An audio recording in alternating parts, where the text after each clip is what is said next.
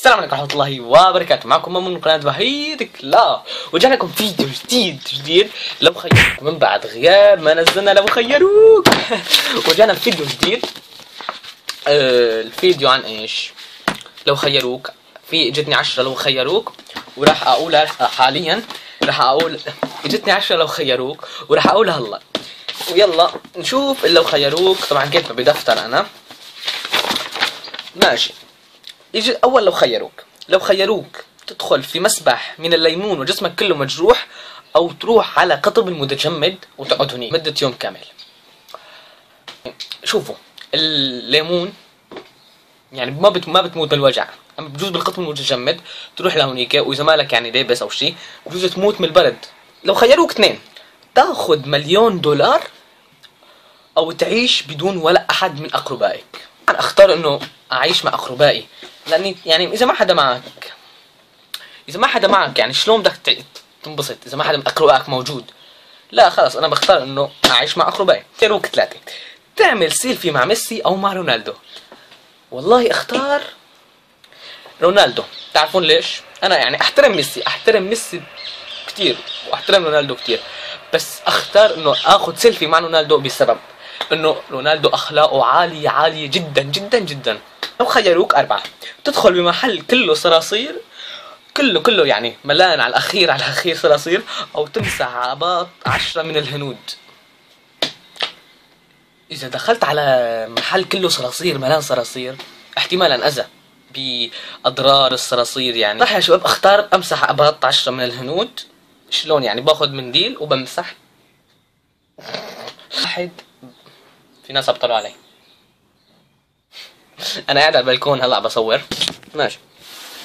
لو خيروك تنقطع ايدك او تصير اغنى واحد بالعالم. قطع ايدي وايدي الثانية واجري الثانية ورقبتي اذا بمشي الحال، اذا بدي اصير اغنى واحد بالعالم. بس لحظة، شلون تنقطع ايدي يعني؟ تخيل حالك بدون ايد، تخيل حالك ما عندك ايد. شلون بدك تشيل شغلتين؟ ما لقيت غير شغلتين. شلون بدك تشيل؟ شلون بدك يعني؟ ما حلو. الحمد لله الله اكرمنا بايدتين واجرتين، الحمد لله. والله ان الصحة اهم شيء. اختار انه ما تنقطع ايدي وابقى هيك بدون اغنى واحد بالعالم عادي. الصحة اهم شيء. تشرب كاسة دم معز او تاكل لحم خنزير. يا شباب انا ما بعرف اصلا اذا لحم المعز حرام او حلال. ما بعرف اذا هو ني حرام او حلال، لذلك الخنزير انه متاكد انه هو حرام، لذلك مستحيل اكله. بشرب على اللحم المعز والله يعيننا. 7، تصير خليل الكوميدي او تترك ديانة الاسلام. يا اخي راح اصير خليل كوميدي، راح اصير واعمل هالنكت البايخة. لا يعني بصير خليل كوميدي وبعدل حالي وبحسن من حالي وبلغي الشغلات اللي هيك الما حلوة اللي بينزلها.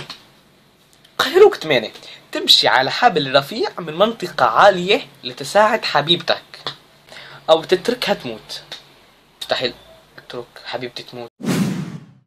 رح اخاطر بحالي وبارع وبتشاهد قبل ما اروح، لاني احتمال اطب من منطقة عالية وعلى حبل مرتفع عشان اساعد حبيبتي.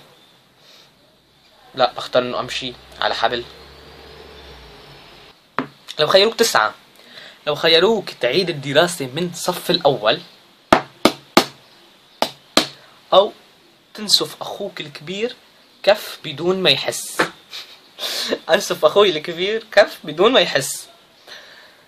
اوف، هي الخيروك رح انسفه كف بدون ما يحس والله يعين. لو خيروك 10، تقول لابوك بدي اتجوز او بدي دخان.